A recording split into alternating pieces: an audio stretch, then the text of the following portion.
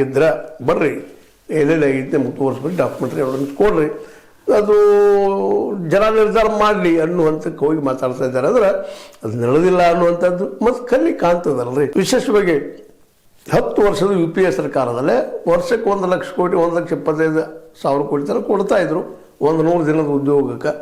10 ವರ್ಷದಿಂದ 10 ಲಕ್ಷ ಆಯಿತು, ಬರೀ ಇನ್ನೊಂದು 2 ಲಕ್ಷ ಕೂಡಿಸೋದಂತ 12-13 ಲಕ್ಷ ರೂಪಾಯಿ ಆಯಿತು. ಆದರೆ 11 ಲಕ್ಷ ವ್ಯವಹಾರ ಆಗಿದೆ ಅಂತ ಆರೋಪ ಮಾಡ್ತಾ ಇದ್ದಾರೆ. ಇದು ಎಷ್ಟು ಮಟ್ಟಿಗೆ ಸರಿ ಅನ್ನೋದು ಸಹ ಇದು ಅಷ್ಟು ಪ್ರಶ್ನೆ ಅಲ್ಲದ. ಏನೋ ಇರಲಿ, ಇಲ್ಲಿ ನರೇಗಾ ಅಥವಾ ಮನೆರೇಗಾ ಮಾಡ್ಕೊಂಡು ಬಂದಂಥವರು ಕಾಂಗ್ರೆಸ್ಸಿಗರು ತಮ್ಮದು ಹೆಸರು ಉಳಿಬೇಕು ಅನ್ನೋದನ್ನು ಪ್ರಯತ್ನ ಮಾಡ್ತಾಯಿದ್ದಾರೆ. ಮತ್ತು ಒಂದಿಷ್ಟು ಒಳ್ಳೆ ಕೆಲಸ ಆಗಿದೆ, ಉದ್ಯೋಗ ಸಿಕ್ಕವಿಲ್ಲ ಅಂತಲ್ಲ, ಜಿ ರಾಮ್ಜಿಮರಿಗೂ ಉದ್ಯೋಗ ಸಿಗ್ಬೋದಿಲ್ಲ ಅಂತಲ್ಲ. ಆದರೆ ಇಲ್ಲಿ ಒಂದು ದೊಡ್ಡ ದೋಷ ಏನಪ್ಪ ಅಂದ್ರೆ, ಏನೋ ಅವರು ಇವತ್ತೊಂದು 100 ರೂಪಾಯಿ ಖರ್ಚು ಮಾಡಿದರೆ ಅದ್ರಾಗ 60 ಪೈಸೆ ನಮ್ಮದು 40 ಪೈಸೆ ನಿಮ್ಮದು. ಈ ಒಂದು ಥಿಯರಿಟು ಮಾಡಿದ್ದಾರೆ ಈ ಜಿ ರಾಮ್ಜಿ. ಇದು ಎಷ್ಟರ ಮಟ್ಟಿಗೆ ಉದ್ಯೋಗ ಸೃಷ್ಟಿ ಮಾಡ್ತೈತಿ ಅನ್ನೋದು ಇವತ್ತಿಂದು.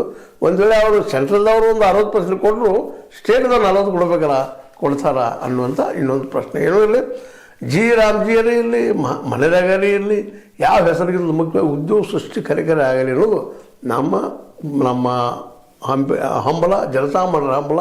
ಅದೇ ಸೈಡ್ ಸರ್ಕಾರಗಳು ನೋಡಿಕೊಂಡ್ರು ಒಳ್ಳೆಯದು. ಅದು ಬಿಟ್ಟು ಸುಮ್ಮನೆ ಚರ್ಚೆ ಮಾಡ್ತಾರೆ, ಬೆಳಗ್ಗೆ ಸಾಯಂಕಾಲದಲ್ಲಿ ಚರ್ಚೆ ಮಾಡೋದು, ಸಂಜೆಗೆ ರಾಮ ಸೀತಾ ಏನಾದ್ರು ಒಂದು ಕೇಳೋದು. ಅಂದರೆ ಭ್ರಷ್ಟಾಚಾರ ಎಲ್ಲ ಕಡೆ ಅದ, ಯಾವ ಡಿಪಾರ್ಟ್ಮೆಂಟು ಬಿಟ್ಟಿಲ್ಲ. ನಾವು ಸಜ್ಜನ ತಿಳ್ಕೊಳ್ಳೋದು ಇದೇನು ದೊಡ್ಡ ವಿಷಯ ಅಲ್ಲ. ಇರಲಿ, ಮಹಾತ್ಮ ಗಾಂಧಿ ಹೆಸರು ತೊಗೊಂಡು ಇನ್ನಷ್ಟು ಅದು ಅಮೌಂಟ್ ಮಾಡಿದ್ರೆ ಚೆನ್ನಾಗಿತ್ತು.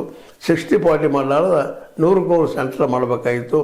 ಆ ದಿಶೆಯಲ್ಲಿ ಸೆಂಟ್ರಲ್ ಗೌರ್ಮೆಂಟ್ ಒಂದಿಷ್ಟು ತಪ್ಪು ಹೆಜ್ಜೆ ಇಡ್ತೇನೋ ಏನೋ ಗೊತ್ತಿಲ್ಲ, ನೋಡೋಣ ಮುಂದೆ ಗೊತ್ತಾಗ್ತದೆ. ಬಟ್ ಒಂದು ಮಾತ್ರ ಸತ್ಯತೆ, ಈ ಒಂದು ಏನು ಹಣ 40% ಕೊಡೋದು ಸ್ಟೇಟ್ ಕೊಡೋದು, ಮೋಸ್ಟ್ಲಿ ಭಾಳಷ್ಟು ಸ್ಟೇಟ್ಗಳು ಇದು ವಿರೋಧ ಮಾಡ್ಬೋದು ಅಂತೇಳಿ. ಯಾಕಂದ್ರೆ ಅವರಿಗೆ ಜನ್ರೇಷನ್ ಏನಪ್ಪ, ಈ ಒಂದು ಟ್ಯಾಕ್ಸ್ ಜನ್ರೇಷನ್ ಆಗೋದು ಕಡಿಮೆ ಇರ್ತದೆ ಸ್ಟೇಟ್ ಗೌರ್ಮೆಂಟ್ಗಳಿಗೆ. ಅದಕ್ಕೆ ಸ್ಟೇಟ್ ಗೌರ್ಮೆಂಟ್ಗಳು ತಮ್ಮದ್ರೊಳಗೆ 40% ಹಾಕೋಂದ್ರೆ ಹಿಂದೆ ಮುಂದೆ ಮಾಡ್ತಾರೆ. ನೋಡೋಣ ಮುಂದಿನ ದಿನದಲ್ಲಿ ಏನಾಗ್ತದೆ. ಒಟ್ಟಾರೆಯಾಗಿ ನರೇಗಾರೇ ಇರಲಿ ಅಥವಾ ಜಿ ರಾಮ್ಜಿ ಇರಲಿ, 125 ದಿವಸ ಪರ್ಫೆಕ್ಟ್ ಎಲ್ಲರಿಗೂ ಉದ್ಯೋಗ ಸಿಗಲಿ. ಯಾಕಂದ್ರೆ ಉದ್ಯೋಗ ಖಾತ್ರಿ ಯೋಜನೆ.